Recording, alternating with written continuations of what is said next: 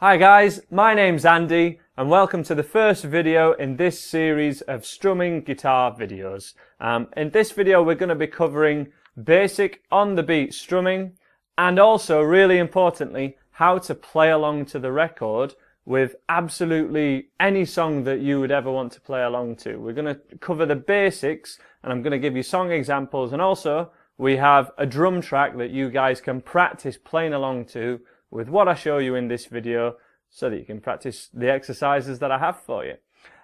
So first of all, to understand about strumming, we have to understand what a beat is, what are bars and beats. Some of this I have gone through before in other videos, but I just want to, as I say, cover the absolute basics to make sure you have a fundamental understanding of this. And even if you're maybe at a higher level where you can do some strumming, this video is going to be useful for you because of the extra things that we're going to be covering a little later on to make sure that you can get all the concepts that we're going to be doing throughout this beginner strumming course.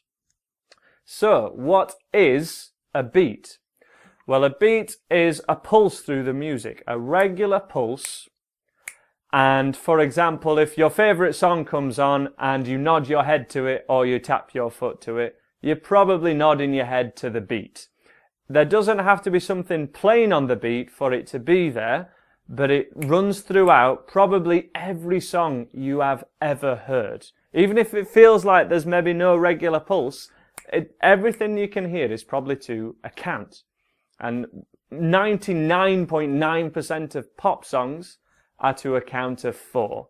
So if we have a regular pulse, we can put that to a count of 1, 2, 3, 4. And it is this count of 4 that we call a bar. Now, the simplest strumming pattern that we can do, whenever we're playing along to any song, is probably just one strum per chord. Really handy whenever you learn a new song to just strum each of the chords that are listed on your chord sheet once, just to get a feel for it. I'll be covering how to change between different chords in different videos. Here I'm just focusing on the strumming. But if we just, for this first video, the first 2 chords that are in my beginner's course are E and A. So we have our first E major chord, which should be the first chord that you've learned if you've taken lessons with me. And we're just going to strum this on beat 1 to start with, to a slow count, to my count, and then I'd like to practice this along to the drum track, and you can even practice it along to a real song, which is Buffalo Springfield, For What It's Worth, as I'm sure a few of you will know. You may have seen that video. But as I say, this course is going to kind of continue from that video, and we're just covering the basics here. So, as an example, we have 2, 3, 4, 1, 2, 3, 4, 1, 2, 3, 4, 1. Every beat 1 that happens, I'm strumming an E chord. And that would be written as a line, which is our bar line, an E, and then another bar line at the end. So we have line, E, line. That represents 1 bar of E. But all of these strumming patterns that we cover, we're only given them for 1 bar, and then we have to get the concept that these repeat for however many bars end up being in the song. And when we strum once per bar, these are called spreads. So this is a spread. 1, 2, 3, 4. A spread spreads throughout the whole bar is the way to think about it. Now, how do we hear? Straight away, let's get us playing along to some real music rather than just along to me. How do we hear the beat in a song? Well, of course, as I've just said, if you're nodding your head to a song, then you're nodding your head on the beat, okay? It's more than likely. But it's not always as easy as that to hear it, especially when we're wanting to play along and we have distractions such as chord changes, or you're wanting to funk up your strumming at all, okay? So what I have here is a really simple drum beat so that we can hear this in real music. And we have a 2-bar counting, which counts 1, 2, 1, 2, 3, 4. And then we have a simple drum beat, which basically is kick, snare, kick, snare. And this sounds like this. 2. So this is our counting. 1, 2, 3, 4. Kick, snare, kick, snare. 1, 2, 3, 4. 1, 2, 3, 4. 1, 2. And as a song example that this drum beat would happen in, I always think of Back in Black. Something to nod your head to, you know. Okay? And those two sounds always, always, always happen on the same beats. I can't stop my drum kit here. There we go. So we have the kick drum starting the low note, the bass drum, on beat 1 and 3. 1, 3. A really low thud, which is called the bass drum. And then we have a snare sound which is happening on beats 2 and 4. 1, 2, 3, 4. And that always happens. Even if the drum kit gets more complex, those fundamentals still tend to be there. They maybe, you know, happen a little bit after the beat and a little bit before it, maybe with the kick drum. But the snare always happens on 2 and 4. And this is how you can hear the rhythm in a song. Hear the beat, hear the count in a song. You need to listen to the drums. Even if the drums are really quiet, you're not going to hear the guitars likely if you're strumming away all loud. There's also a cymbal on this drum kit, this drum loop that I've provided for you guys. If you'd like to hear it, I'm going to leave a link in the top corner for you guys to click, or down in the description. It'll be on another YouTube video, so you can stay on YouTube and cover all these strumming videos. There'll also be a playlist of all these videos. But yes, first of all, there'll be a cymbal every 2 bars. So we've got a count of 4. 1, 2, 3, 4. 1, 2, 3, 4. Cymbal. And that you can use just as a checkpoint, just to make sure you are actually strumming on the beat. So first of all, just take an E major chord. If you're a little bit more advanced, you could take a bar of E and a bar of A when you're practicing this in your own time. Or any 2 or 4 chords that you want, really. But I do want you to get the concept that we want a short phrase, 2 chords, 1 chord, or maximum number of 4 chords. And then repeat them. Because if you're getting used to these chord changes and you're just going from any chord to any chord, it's not that useful, because real songs don't do that. Real songs repeat, and that's how they eat up time. It's how they make time seem to go faster when you listen to songs. That's why we listen to songs on car journeys and whatnot. So as an example, I'm just going to play an E chord on every bar. Just on beat 1 to start off with. 1, 2, 3, just an E chord. 1, 2, 3, 4. 1, 2, 3, 4. 1, 2, 3, 4, 1. And if you're really confident, you can change from an E, 1, 2, 3, to an A, 2, 3, 4. 1, 2, 3, 4, which some of you have done before in the Buffalo Springfield song. 1, 2, 3, 4. 1, 2, 3, 4. 1. Last time. 3, 4. 1, 2, 3, 4. And stop there. So that drum track lasts a couple of minutes, which is an exercise you need to be able to do. You need to be able to keep those chord changes going on beat 1 for a full 2 minutes. If you can't do that, then you can learn as many chords as you want, but you're not going to be able to play along to real songs, okay? So we need you to do this for every strumming pattern that you learn. We need to learn to repeat it. But let's make it a bit more interesting than that. Let's go straight for every beat. So every time you hear kick, snare, we want to be playing a down strum. Has to be down strums. We always have down strums on the beat as a rule with strumming. Doesn't matter what strumming pattern you're going for, how complex it may be, I can guarantee that down strums will be happening on the beat, okay? It's really, really rare that that doesn't happen. So let's have a demonstration of this. 2, 1, 2, 3, a bar of E, 1, 2, 3, and a bar of A, 2, 3, 4. 1, 2, 3, 4. 1, 2, 3, 4. E, 2, 3, 4. A, 2, 3, 4. 1, 2, 3, 4.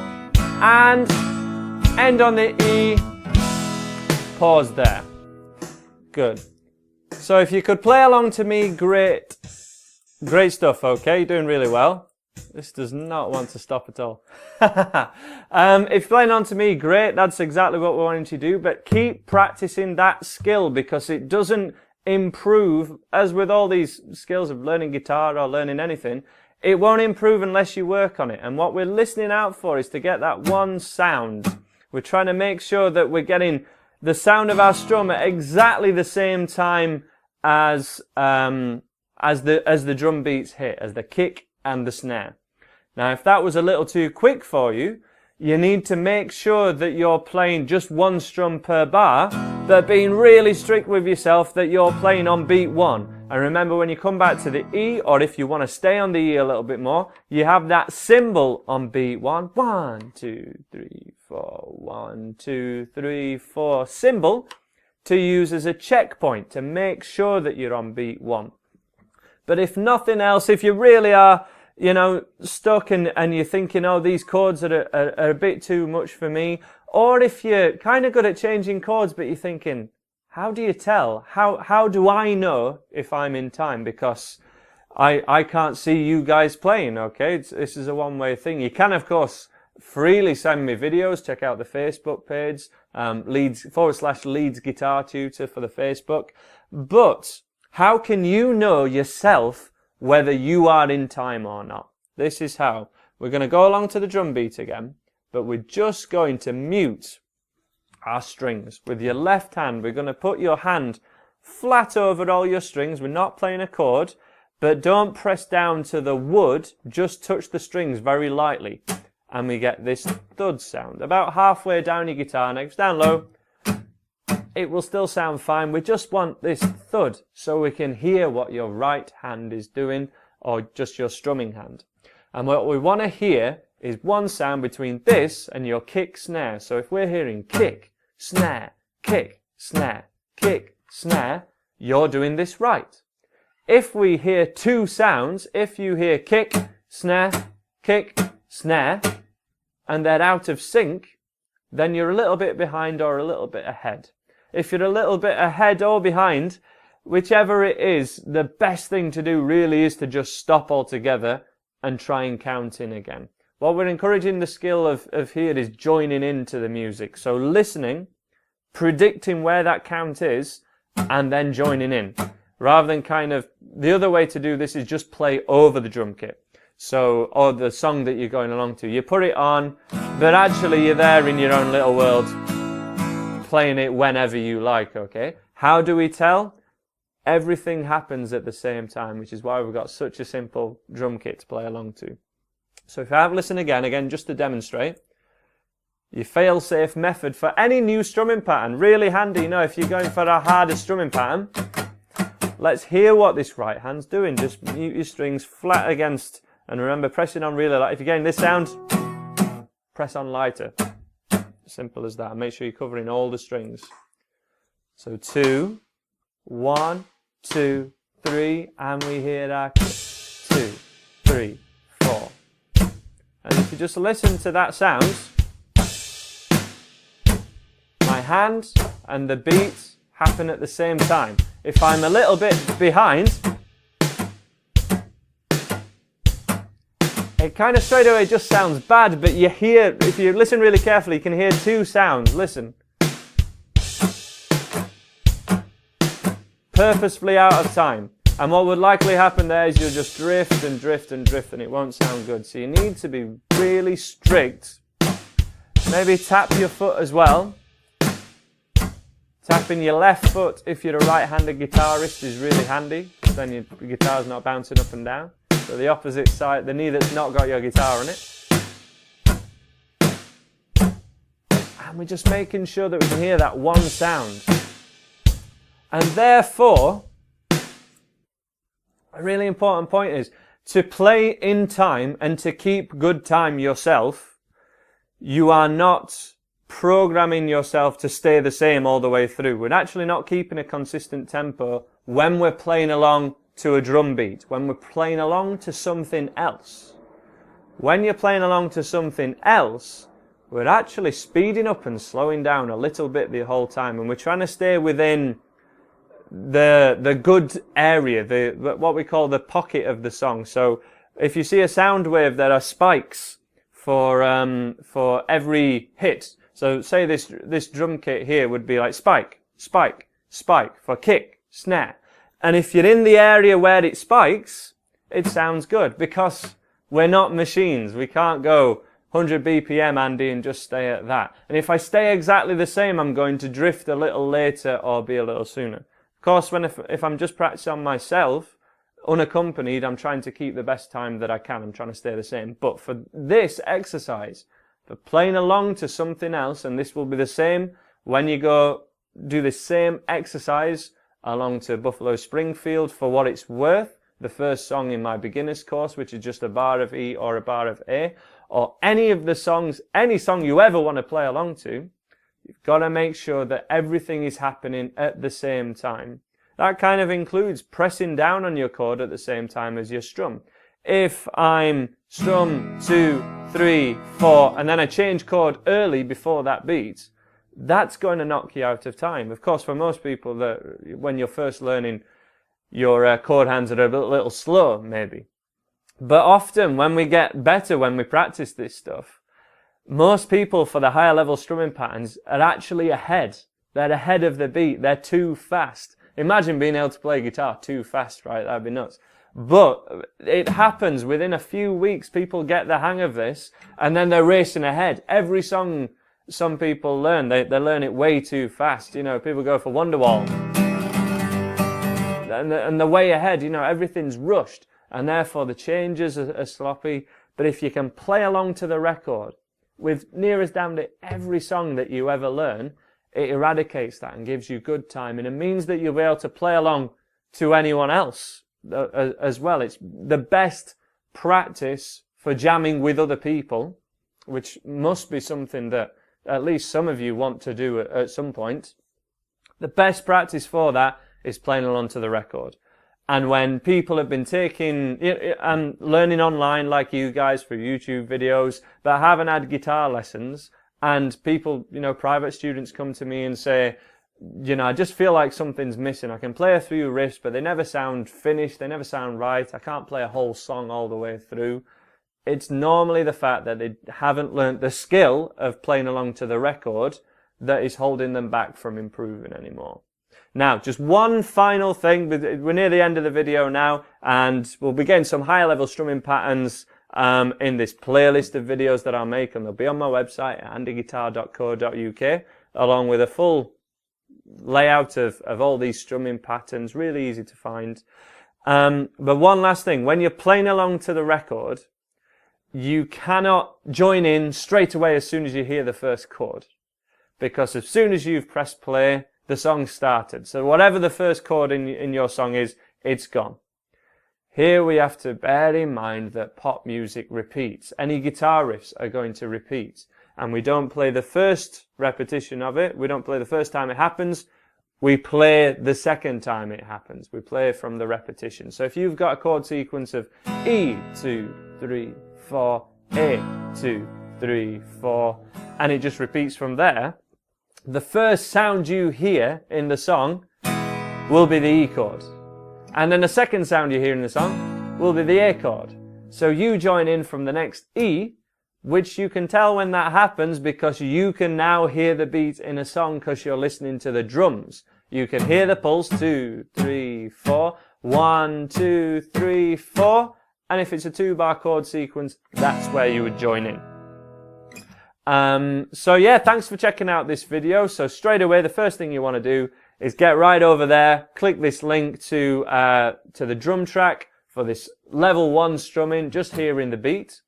If you think you've got it, if you think you've mastered it, get straight on to level 2, where we'll be talking about the off beat, which are the ands in between the count. So we can play 1 and 2 and, which is the gateway to all your higher level strumming. But also bear in mind that any song you ever learn can be simplified down to just playing on the beat.